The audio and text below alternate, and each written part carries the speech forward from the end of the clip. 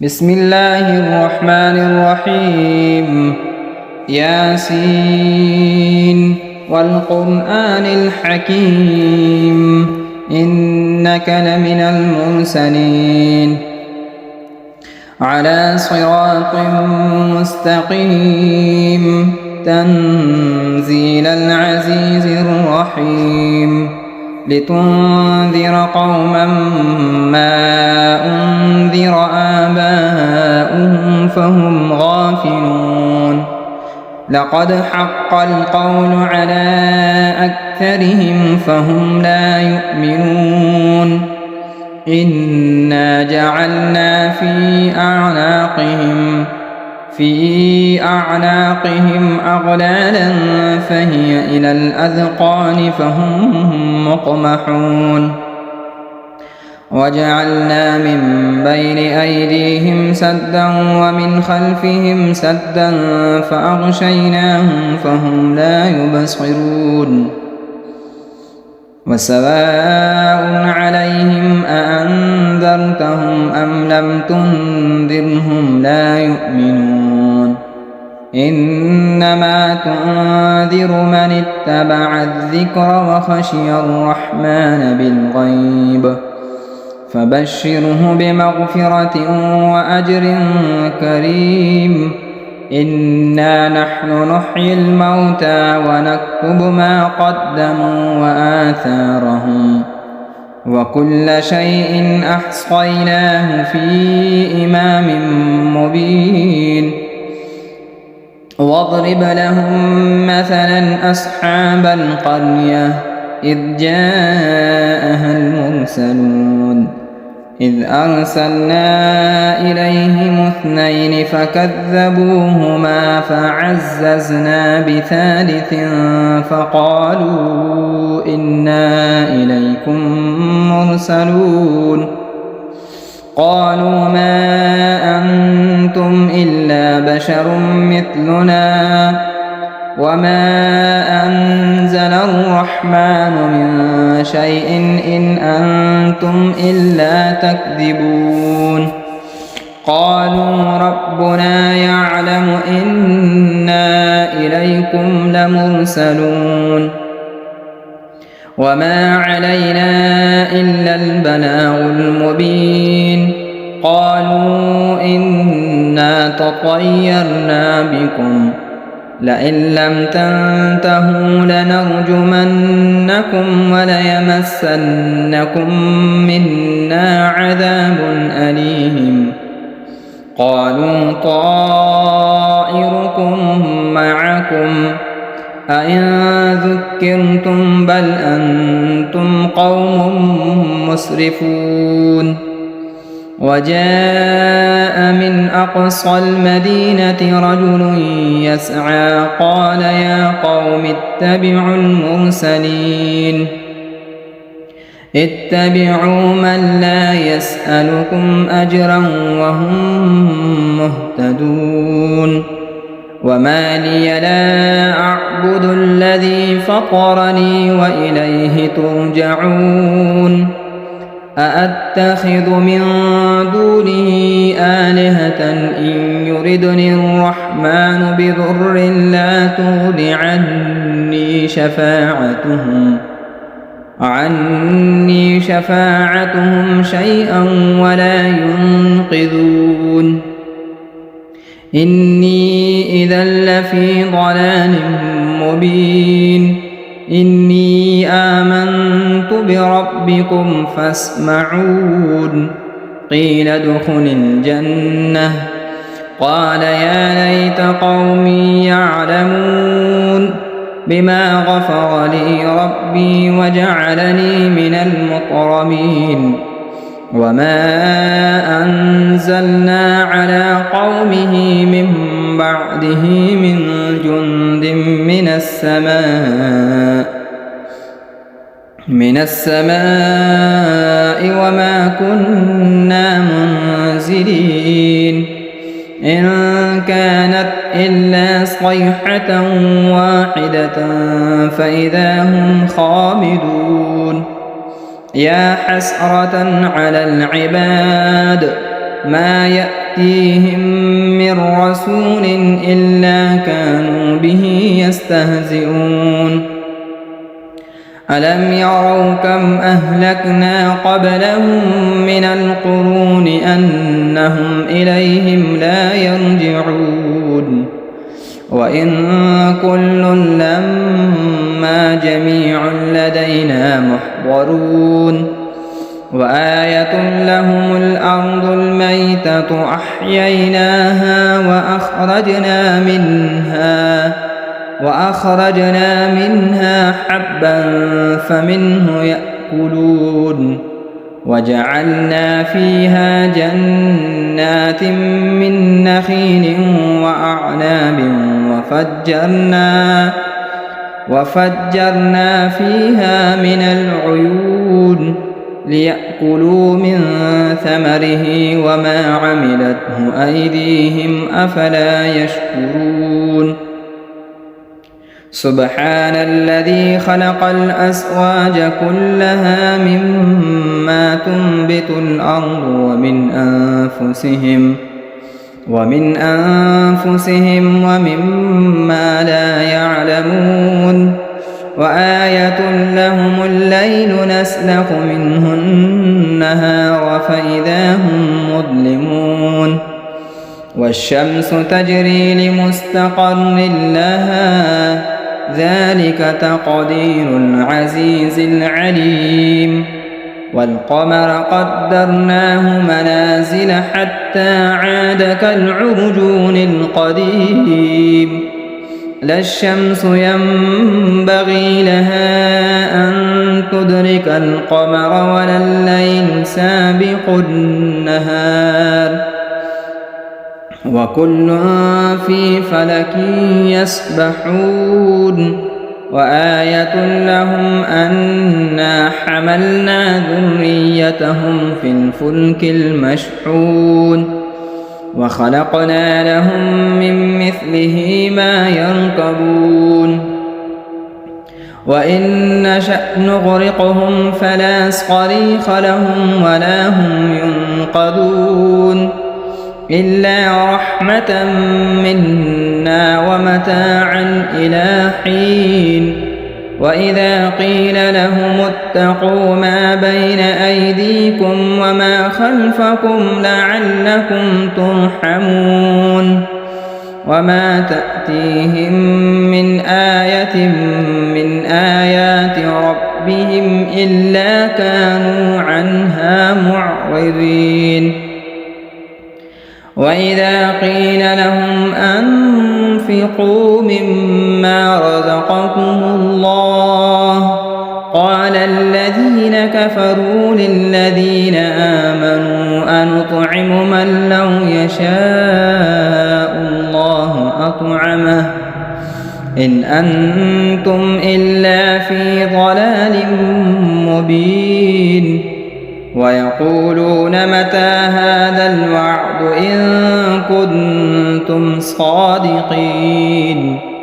ما ينظرون إلا صيحة واحدة تأخذهم وهم يخصمون فلا يستطيعون توصية ولا إلى أهلهم يرجعون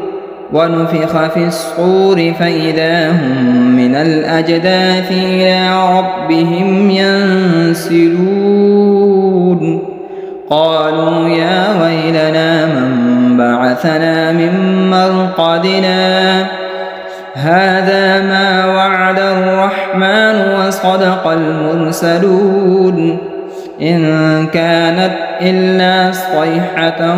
واحدة فإذا هم جميع لدينا محضرون فاليوم لا تظلم نفس شيئا ولا تجزون إلا ما كنتم تعملون إن أصحاب الجنة اليوم في شغل فاكهون هم وأزواجهم في ظلال على الأرائك متكئون لهم فيها فاكهة ولهم ما يدعون سلام قولا من رب رحيم وامتازوا اليوم أيها المجرمون ألم أعهد إليكم يا بني آدم ألا تعبدوا الشيطان إنه لكم عدو مبين وأن اعبدوني هذا صراط مستقيم ولقد أضل منكم جبلا كثيرا أفلم تكونوا تعقلون هذه جهنم التي كنتم توعدون اصلوها اليوم بما كنتم تكفرون اليوم نختم على أفواههم وتكلمنا أيديهم وتشهد أرجلهم بما كانوا يكسبون ولو نشاء لطمسنا على أعينهم فاستبقوا الصراط فأنى يبصرون ولو نشاء لمسخناهم على مكانتهم فما استطاعوا مضيا ولا يرجعون ومن نعمره ننكسه في الخلق أفلا يعقلون وما علمناه الشعر وما ينبغي له إن هو إلا ذكر وقرآن مبين لينذر من كان حيا ويحق القول على الكافرين أولم يروا أنا خلقنا لهم مما عملت أيدينا أنعاما فهم لها مالكون وذللناها لهم فمنها ركوبهم ومنها يأكلون ولهم فيها منافع ومشارب أفلا يشكرون واتخذوا من دون الله آلهة لعلهم ينصرون لا يستطيعون نصرهم وهم لهم جند محضرون فلا يحزنك قولهم إنا نعلم ما يسرون وما يعلنون أولم ير الإنسان أنا خلقناه من نطفة فإذا هو خصيم مبين وضرب لنا مثلا ونسي خلقه قال من يحيي العظام وهي رميم قل يحييها الذي أنشأها أول مرة وهو بكل خلق عليم الذي جعل لكم من الشجر الأخضر نارا فإذا أنتم منه توقدون أوليس الذي خلق السماوات والأرض بقادر على أن يخلق مثلهم بلى وهو الخلاق العليم إنما أمره إذا أراد شيئا أن يقول له كن فيكون فسبحان الذي بيده ملكوت كل شيء وإليه ترجعون بسم الله الرحمن الرحيم الرحمن علم القرآن خلق الإنسان علمه البيان الشمس والقمر بحسبان والنجم والشجر يسجدان والسماء رفعها ووضع الميزان ألا تطغوا في الميزان وأقيموا الوزن بالقسط ولا تخسروا الميزان والأرض وضعها للأنام فيها فاكهة والنخل ذات الأكمام والحب ذو العصف والريحان فبأي آلاء ربكما تكذبان خلق الإنسان من صلصال كالفخار وخلق الجان من مارج من نار فبأي آلاء ربكما تكذبان رب المشرقين ورب المغربين فبأي آلاء ربكما تكذبان مرج البحرين يلتقيان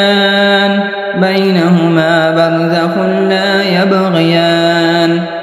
فبأي آلاء ربكما تكذبان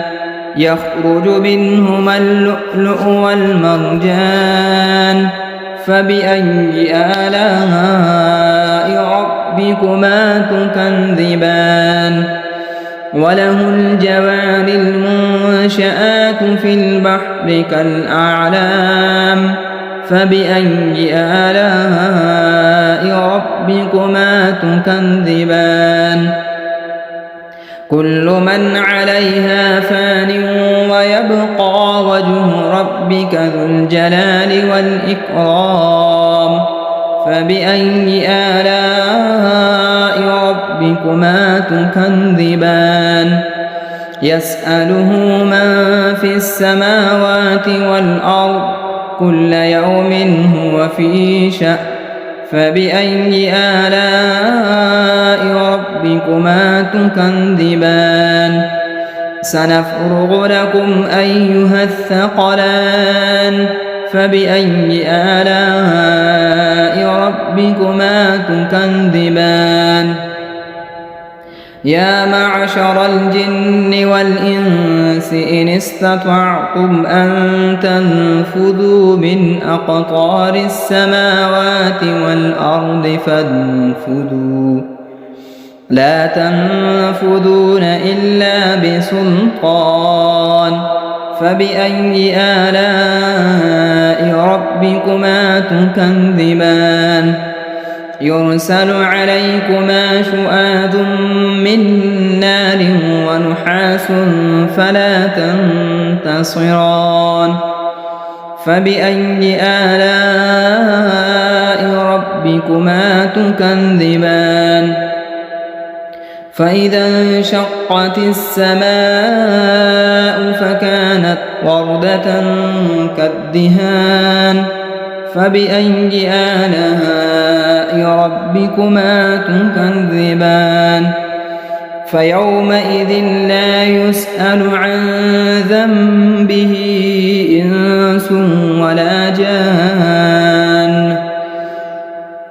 فبأي آلاء ربكما تكذبان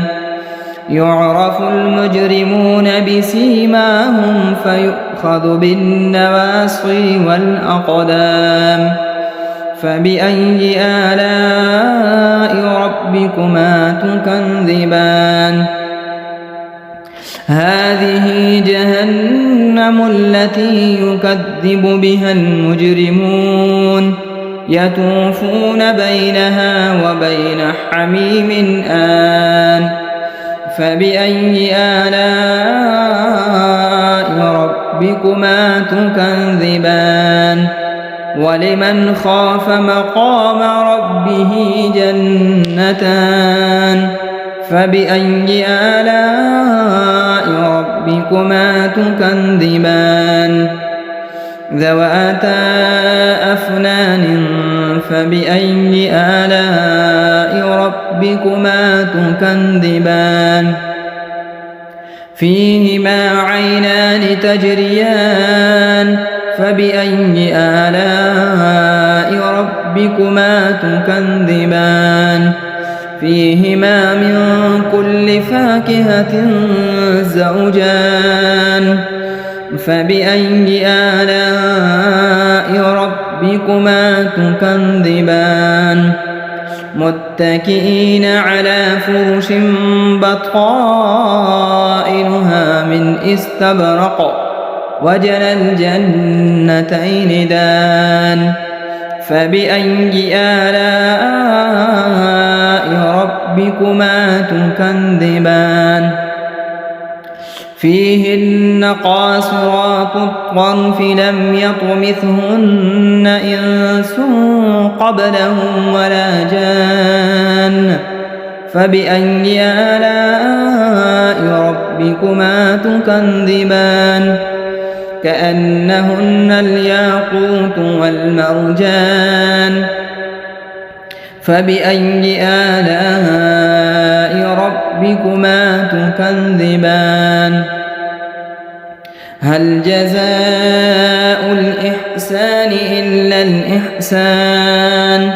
فبأي آلاء ربكما تكذبان ومن دونهما جنتان فبأي آلاء ربكما تكذبان مدهامتان فبأي آلاء ربكما تكذبان فيهما عينان نضاختان فبأي آلاء ربكما تكذبان فيهما فاكهة ونخل ورمان فبأي آلاء ربكما تكذبان فيهن خيرات حسان فبأي آلاء ربكما تكذبان حور مقصورات في الخيام فبأي آلاء ربكما تكذبان لم يطمثهن إنس قبلهم ولا جان فبأي آلاء ربكما تكذبان متكئين على رفرف خضر وعبقري حسان فبأي آلاء ربكما تكذبان تبارك اسم ربك ذي الجلال والإكرام بسم الله الرحمن الرحيم إذا وقعت الواقعة ليس لوقعتها كاذبة خافضة رافعة إذا رجت الأرض رجا وبست الجبال بسا فكانت هباء منبثا وكنتم أزواجا ثلاثا فأصحاب الميمنة ما أصحاب الميمنة وأصحاب المشأمة ما أصحاب المشأمة والسابقون السابقون أولئك المقربون في جنات النعيم ثلة من الأولين وقليل من الآخرين على سرر موضونة متكئين عليها متقابلين يطوف عليهم ولدان مخلدون بأكواب وأباريق وكأس من معين لا يصدعون عنها ولا ينزفون وفاكهة مما يتخيرون ولحم طير مما يشتهون وحور عين كأمثال اللؤلؤ المكنون جزاء بما كانوا يعملون لا يسمعون فيها لغوا ولا تأثيما إلا قيلا سلاما سلاما وأصحاب اليمين ما أصحاب اليمين في سدر مخضود وطلح منضود وظل ممدود وماء مسكوب وفاكهة كثيرة لا مقطوعة ولا ممنوعة وفرش مرفوعة إنا أنشأناهن إنشاء فجعلناهن أبكارا عربا أترابا لأصحاب اليمين ثلة من الأولين وثلة من الآخرين وأصحاب الشمال ما أصحاب الشمال في سموم وحميم وظل من يحموم لا بارد ولا كريم إنهم كانوا قبل ذلك مترفين وكانوا يصرون على الحنث العظيم وكانوا يقولون أئذا متنا وكنا ترابا وعظاما أئنا لمبعوثون أو آباؤنا الأولون قل إن الأولين والآخرين لمجموعون إلى ميقات يوم معلوم ثم إنكم أيها الضالون المكذبون لآكلون من شجر من زقوم فمالئون منها البطون فشاربون عليه من الحميم فشاربون شرب الهيم هذا نزلهم يوم الدين نحن خلقناكم فلولا تصدقون أفرأيتم ما تمنون أأنتم تخلقونه أم نحن الخالقون نحن قدرنا بينكم الموت وما نحن بمسبوقين على أن نبدل أمثالكم وننشئكم فيما لا تعلمون ولقد علمتم النشأة الأولى فلولا تذكرون أفرأيتم ما تحرثون أأنتم تزرعونه أم نحن الزارعون لو نشاء لجعلناه حطاما فظلتم تفكهون إنا لمغرمون بل نحن محرومون أفرأيتم الماء الذي تشربون أأنتم أنزلتموه من المزن أم نحن المنزلون لو نشاء جعلناه أجاجا فلولا تشكرون أفرأيتم النار التي تورون أأنتم أنشأتم شجرتها أم نحن المنشئون نحن جعلناها تذكرة ومتاعا للمقوين فسبح باسم ربك العظيم فلا أقسم بمواقع النجوم وإنه لقسم لو تعلمون عظيم إنه لقرآن كريم في كتاب مكنون لا يمسه إلا المطهرون تنزيل من رب العالمين أفبهذا الحديث أنتم مدهنون وتجعلون رزقكم أنكم تكذبون فلولا إذا بلغت الحلقوم وأنتم حينئذ تنظرون ونحن أقرب إليه منكم ولكن لا تبصرون فلولا إن كنتم غير مدينين ارجعونها إن كنتم صادقين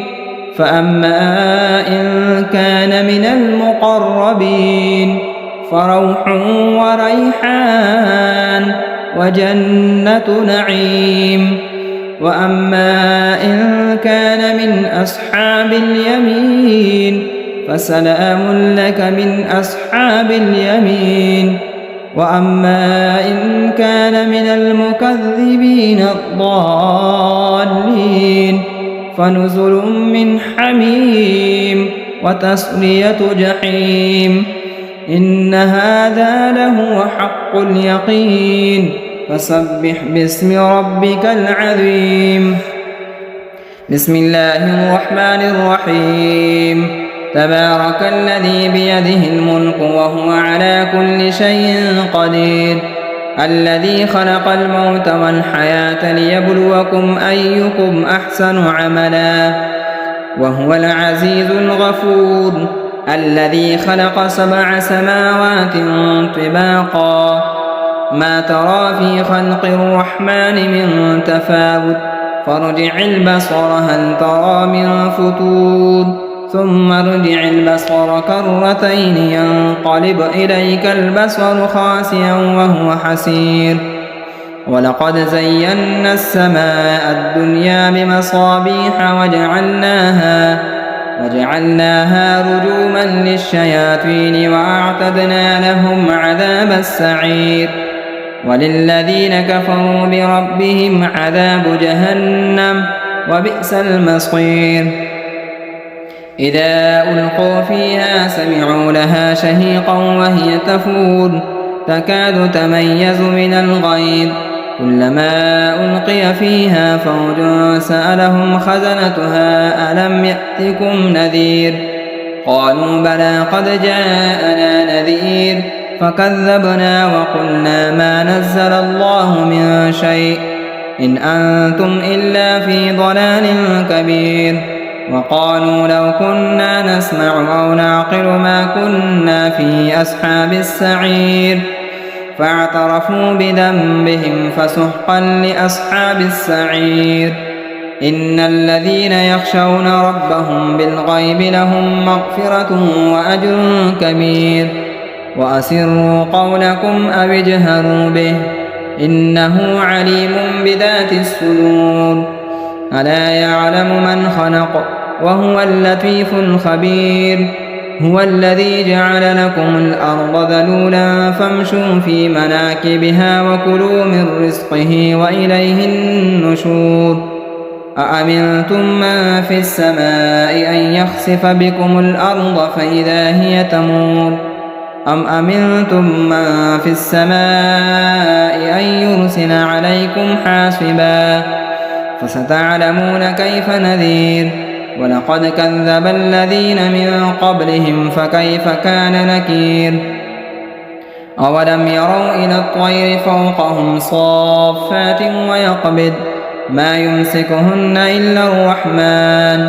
إنه بكل شيء بصير أمن هذا الذي هو جند لكم ينصركم من دون الرحمن إن الكافرون إلا في غرور أمن هذا الذي يرزقكم إن أمسك رزقه بل لجوا في عتو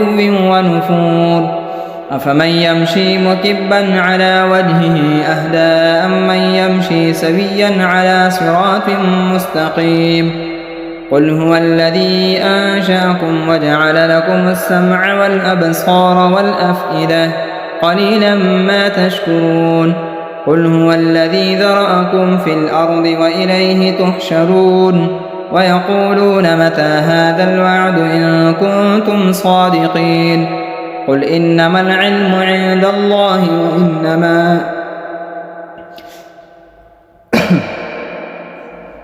وإنما أنا نذير مبين فلما رأوه زلفة سيئت وجوه الذين كفروا وقيل هذا الذي كنتم به تدعون قل أرأيتم إن أهلكني الله ومن معي أو رحمنا فمن يجير الكافرين من عذاب أليم قل هو الرحمن آمنا به وعليه توكلنا فستعلمون من هو في ضلال مبين قل أرأيتم إن أصبح ماؤكم غورا فمن يأتيكم بماء معين صدق الله مولانا العظيم.